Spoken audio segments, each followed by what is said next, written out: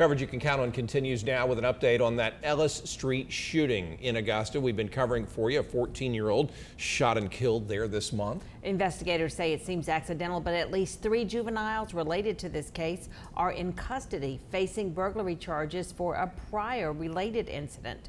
News Channel 6's Ashley Osborne is digging deeper. As deputies continue to investigate, we continue to ask questions about what happened here on Ellis Street on January 3rd.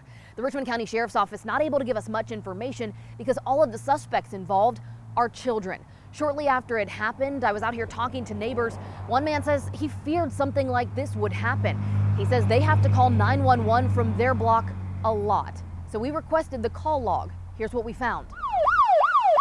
For this one block of Ellis Street, from Metcalf to Tubman, dispatch records show there were 62 incidents involving law enforcement during the last year. 36 were crime-related, and the remainder, things like welfare checks, noise disturbances, and area checks. From the specific address where deputies say a 14-year-old was shot and killed this month, there were 16 instances involving law enforcement in the last year, and that includes the January 3rd incident in which a child was shot. 6 were for domestic violence, 1 for weapons, 1 for abuse, abandonment, or neglect, and the rest were things like follow-ups and welfare checks. And when I was out here talking to neighbors, someone brought up DFACS, wondering if they're involved.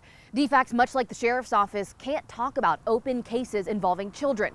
So today I sat down with a former DFACS employee. She explains what to look for, the signs, and then how you should approach a situation if you think their help is needed.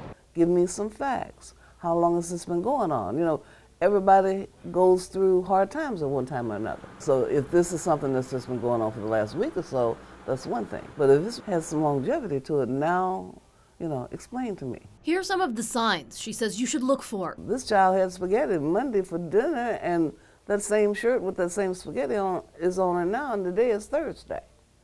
You know, so somebody isn't bathing them or changing their clothes. She hopes this information helps you prevent future tragedies involving children, so we can avoid situations like the gunshot that ended the life of a 14-year-old on Ellis Street this month. In Augusta, Ashley Osborne, WJBF News Channel 6.